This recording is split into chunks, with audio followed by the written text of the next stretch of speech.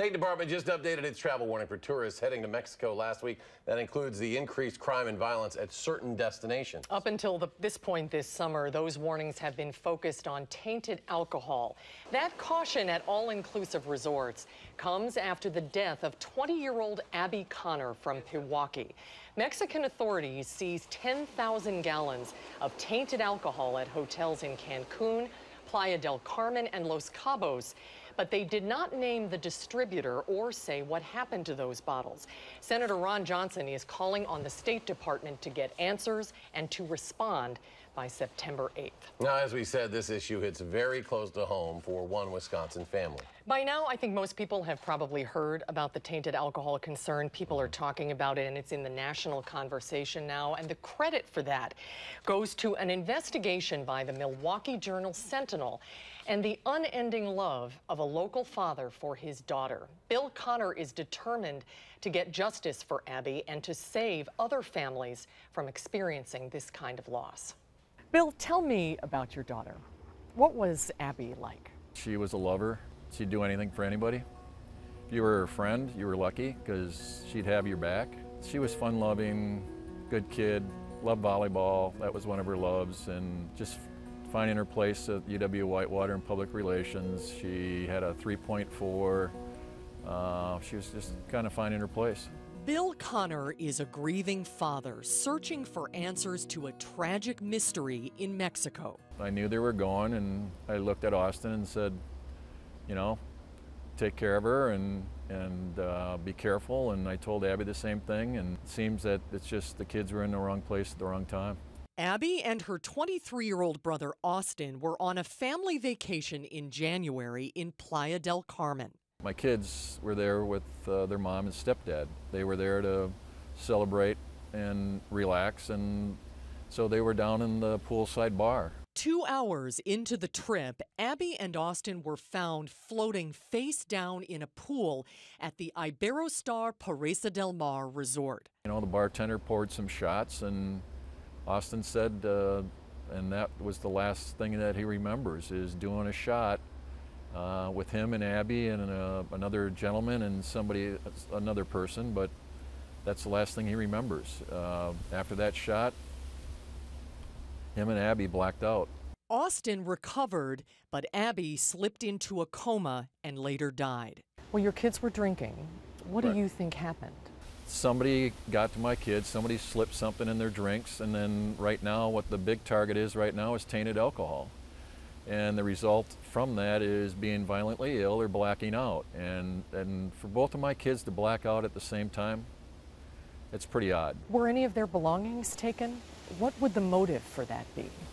Well, that's the thing that we can't figure out. They didn't have any jewelry on them, they didn't have any money on them, and it's a 5-star resort. You don't pay for anything.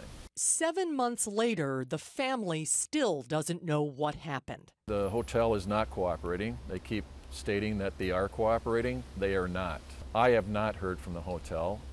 Abbey's mom has not heard from the hotel. They haven't called us. They haven't extended any condolences. They haven't extended to even ask if what they could do to help. They have not cooperated. Abbey Connor passed away on Thursday, January 12th.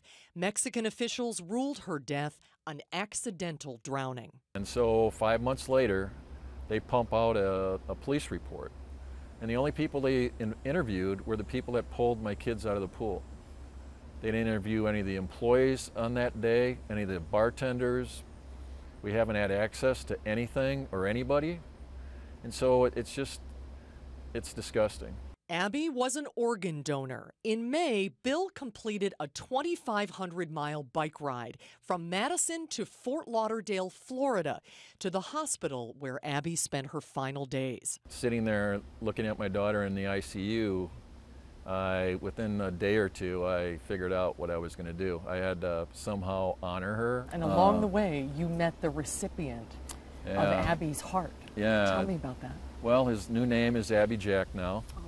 And yeah, just outside of Baton Rouge, another family was able to celebrate Father's Day, and to me, Abbey's alive. That's her heart bumping. And you listened to it with a stethoscope. Yeah.